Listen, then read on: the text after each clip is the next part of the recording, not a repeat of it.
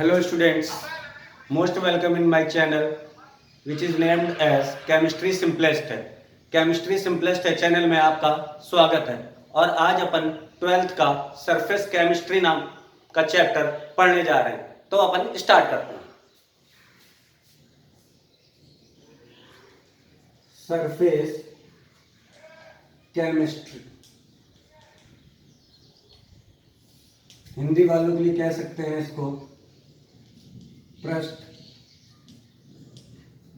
रसायन। तो सबसे पहले इस चैप्टर में अपन को 3 टॉपिक्स को स्टडी करना है। सबसे पहला है आपका कोलाइडल सॉल्यूशन, जिसको हिंदी में कहते हैं कोलाइडल विलयन। उसके बाद है अपना कैटालिसिस। कैटालिसिस का मतलब हो गया उत्प्रेरण।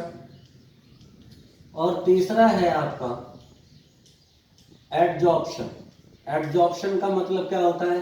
एडजॉर्प्शन का मतलब होता है अधिशोषण।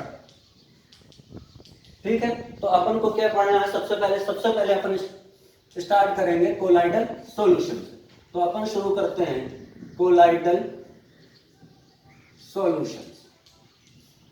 तो कोलाइडल सॉल्यूशन की सबसे पहले कुछ अपन हिस्ट्री की बात कर लेते हैं कि इसका इतिहास क्या है। तो 1861 में, in 1861 there was a scientist named ग्राम। ग्राम नाम का एक साइंटिस्ट हुआ करता था, अब निपट गया है, अब नहीं है। ठीक है, तो इसने क्या किया? इसने कुछ एक्सपेरिमेंट किया। इसने क्या एक्सपेरिमेंट किया? he take the solutions of some compounds, कुछ कंपाउंड्स के सॉल्यूशंस लिए and passes through the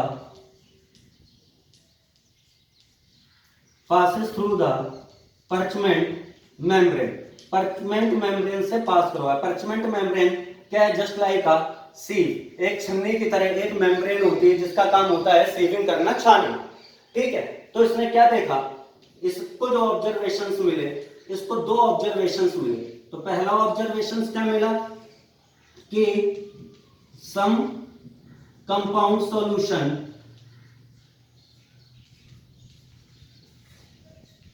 pass from the membrane.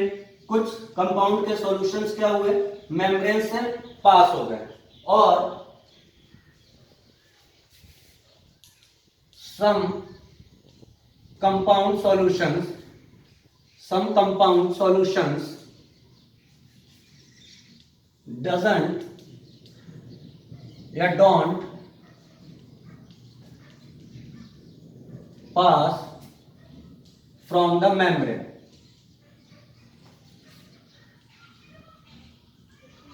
कुछ सब्सटेंसेस ऐसे थे जो मेम्ब्रेन से पास नहीं हो पाए और कुछ सब्सटेंसेस ऐसे थे जो मेम्ब्रेन से पास हो गए। तो जो मेम्ब्रेन से पास नहीं हो पाए उनको कौन सा सब्सटेंस बोला जाता है?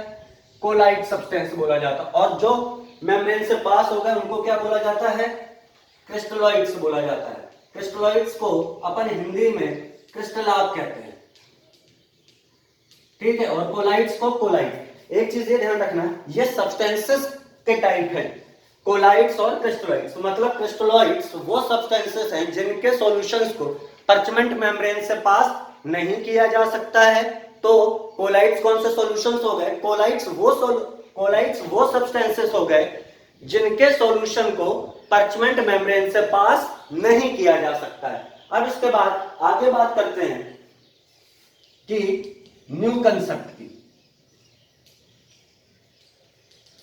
न्यू कंसेप्ट में क्या हुआ? इसमें क्या था? ग्राम साइंटिस्ट था एंड सम अदर साइंटिस्ट। ग्राम था और कुछ दूसरे साइंटिस्ट थे। इन्होंने देखा, they all observe that they लिख लेते हैं, crystalloids and colloids are interconvertible।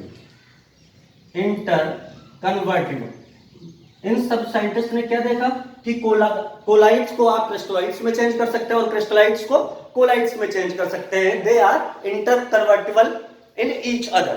ठीक है, कैसे? इसका मतलब क्या हुआ कि अगर अपन कोई क्रिस्टलाइड सब्सटेंस लेते हैं तो इसको अपन किस में कन्वर्ट कर सकते हैं? कोलाइड्स में कन्वर्ट कर सकते हैं। और अगर कोई कोलाइड सब्सटेंस लेते हैं तो उसको किस में चेंज कर सकते हैं? क्रिस्टलाइड में चेंज कर सकते हैं। अब भाई बात ये आती है, आपके दिमाग में एक डाउट ये चल रहा होगा कि ये बहुत अच्छी बात है, पहले तो आप कुछ इस तरह से कह रहे थे, अब आप कुछ इस तरीके से कहने लगे। तो बात सही है कि जो ग्राम ने स्टार्टिंग में देखा भाई, उसने देखा कि दो तरीके के सब्सटेंस है, दो प्रॉपर्टीज फॉलो कर रहे हैं, एक पास हो रहे हैं और एक पास नहीं हो रहे हैं, इसलिए उसने दो टाइप से बना दिए। लेकिन बाद में जब इस पर रिसर्च हुई और आगे रिसर्च हुई तो पता चला कि इन दोनों को एक दूसरे फॉर्म में कन्वर्ट किया जा सकता। तो आपके दिमाग में ये चीज आएगी कि भाई कैसे कन्वर्ट किया जा सकता। तो देखिए, अगर अपन क्रिस्टलाइड्स के एग्जांपल की बात करते हैं तो क्रिस्टलाइड का एग्जांपल क्या हो जाएगा? NaCl। NaCl को आप अगर वाटर में घोल देंगे तो बेटा ये क्या बन जाएगा? क्रिस्टलाइड। ठीक है, मतलब यहां पर NaCl किसकी तरह बिहेव कर रहा है? क्रिस्टलाइड्स की तरह बिहेव कर रहा है। और अगर NaCl को आपने किस में घोल दिया? बेंजीन C6H6 में घोल दिया। अगर बेंजीन को आप NaCl को अगर आप बेंजीन में घोलेंगे तब क्या बन जाएगा? तब आपका कोलाइड बन जाएगा। तो NaCl किसकी तरह काम कर रहा है? कोलाइड्स की तरह। इसका मतलब क्रिस्टलॉइड और कोलाइड इंटरकन्वर्टिबल है। कैसे? अगर अपन सॉल्वेंट चेंज कर देते हैं, सब्सटेंस सेम रखते हैं, देखो यहां पर सब्सटेंस सेम है, NaCl है या NaCl है, लेकिन हमने क्या किया है? सॉल्वेंट को चेंज कर दिया। सॉल्वेंट यहां पर क्या है? H2O और बेंजीन। अगर हम H2O में NaCl को मिक्स करेंगे तो NaCl किसकी तरह बिहेव करेगा? क्रिस्टलॉइड्स की तरह। और अगर NaCl को अपन बेंजीन में घोल देंगे तो NaCl यहां पर किसकी तरह काम करेगा? कोलाइड्स की तरह। तो सिंपल है, इंटरकन्वर्टिबल कैसे कर सकते हैं? NaCl को अगर हमें क्रिस्टलॉइड की तरह यूज करवाना है तो हम H2O में घोल दें। अगर NaCl को हमें कोलाइड की तरह काम करवाना है तो हम किस में घोल दें? उसको बेंजीन में। सिंपल, यहां तक